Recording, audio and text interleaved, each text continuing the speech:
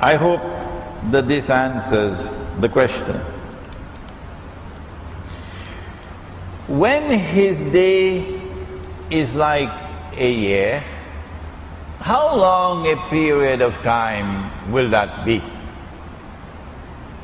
Oh, but I have given only one answer. Others have given many answers. But Imran Hosein has given only one answer. And I have said it's going to be a long period of time. I never said it's going to be 1,000 years. Others may say so, and they will defend their views. And they have the right to express their views. All I have said is going to be a long time. And then in a day which is like a month, and the United States replaces Britain, I have said it's going to be a shorter period of time. And then a day which is like a week, and my opinion, Israel replaces the United States, I said it's going to be a very short period of time. We can, of course, engage in plausible guesswork. But it's guesswork.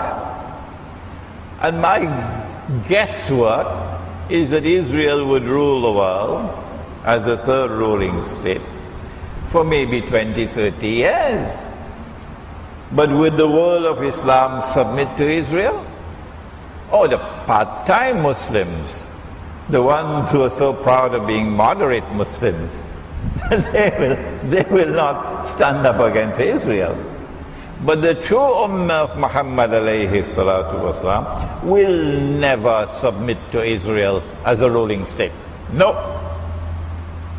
We will oppose Israel and we will defend ourselves against Israel until the last Muslim stands on the face of the earth. We will never bow, we will never submit to Israel. Next question pertains to something that is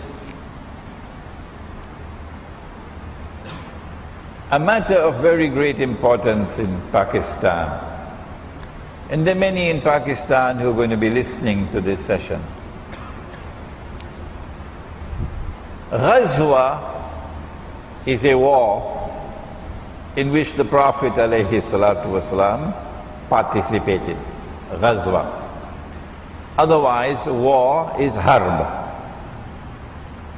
For some reason, which I cannot explain, there is this tendency to use the word Ghazwa for a war which will take place in Akhiru Zaman against a Hind. A Hind is that entire area which today comprises India, Pakistan, Bangladesh, that is Hind. And there are ahadith, and I am not in a position to assess the authenticity of these ahadith. No. That a Muslim army will conquer Hind. A Muslim army fighting in Akhirul Zaman would have to be an army of mujahideen. Mujahideen. I don't know, and perhaps you can help me and correct me, whether any armed force of any country in the world today, including the Pakistani armed forces, have ever described themselves, or will ever describe themselves, as mujahideen. Do please correct me, and do please send me the evidence that the head of the armed forces of Pakistan ever described his soldiers as mujahideen engaged in jihad. I don't think armed forces of secular nation states use that kind of a language. No. Secondly, the army which will conquer Hind And today India is Israel's most strategic ally in the world after the United States. So of course, if this is going to take place, I'll be very happy about it. Oh yes, this is Israel's most strategic ally. And if a Muslim army is going to conquer Hind, it'll have to be an army that is also opposed to Israel. Is the Pakistan armed forces like that? Correct me if I'm wrong. But since 9/11, it's almost 10 years now since 9/11. Since 9/11, the Zionist movement, the Judeo-Christian Zionist movement, which today controls the government of the United States and controls Britain and controls NATO, launched what they call the War on Terror. And you and I know that the War on Terror was actually war on Islam. The only people who don't know that are the governments and the people who control newspapers and television. But the rest of us know that war on terror was war on Islam. And correct me if I'm wrong, I believe that the Pakistan armed forces have actively supported the American war on terror for the last 10 years and have received handsome rewards in US dollars for that. Is this the armed force that is going to conquer India? I don't think people with even 5 rupees worth of intelligence would accept such a proposition. It is not my intention to be disrespectful at all to the soldiers, to the men in the armed forces of Pakistan. I'm sure that I probably have lots of fans amongst the armed forces in Pakistan. Those, however, who command the strategic decision-making in the Pakistan armed forces and who control strategic decision-making in the government have for the longest while remained on the side of the Zionist movement. And so I say you have to be actually living in Disneyland to believe that the Pakistan armed forces are going to be the force that is going to conquer India. Excuse me for my language, Pakistani people, but that's nonsense. The next question, are you, Imran Hosein, are you a Shia? No, I'm not Shia. Are the Shia Muslims? My answer is yes. Only Muslims are allowed to perform the Hajj. And to the best of my understanding and knowledge, the Shias have consistently been allowed to perform the Hajj throughout the 1400 years of the history of this Ummah. I don't know if there were 1 or 2 moments where they were not allowed, but that's irrelevant. Because for 99% of the time, the Shia are performing the Hajj. And even to this day, the Shia are performing the Hajj. And therefore the ijma' of this Ummah is that the Shia are Muslims.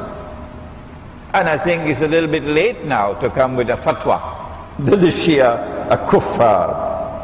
I am not Shia, but I consider them to be Muslims. And I relate with all my Muslim brothers and sisters the way I ought to relate to them.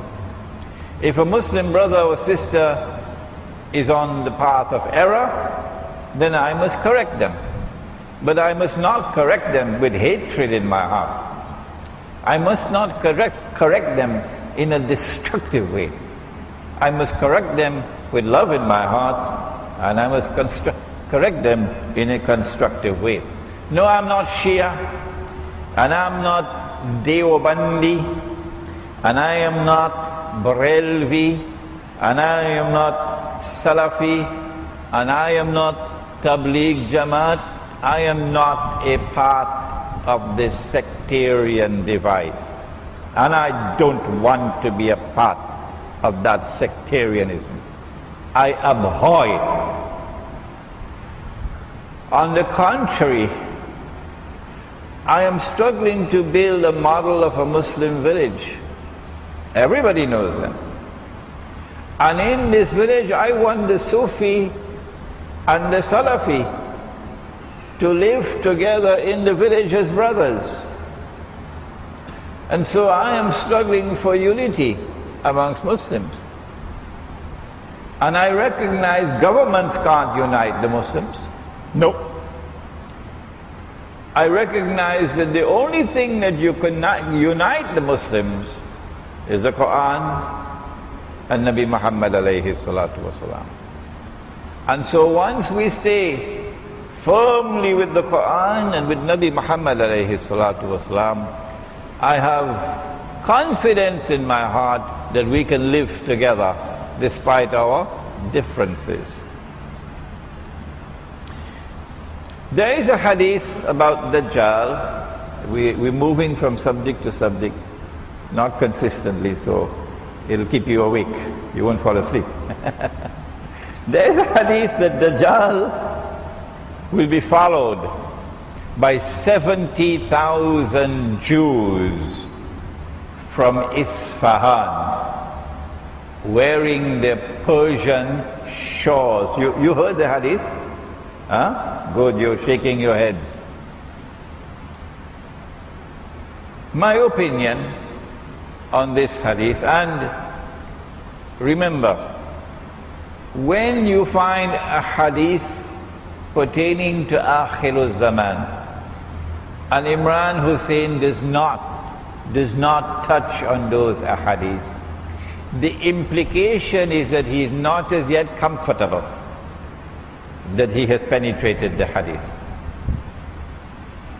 There are some ahadith pertaining to Akhirul Zaman that you'll only understand after certain events unfold in the historical process. And so little by little I am moving forward, little by little, one step at a time. When I get a hadith that I believe I understand, I then offer my opinion.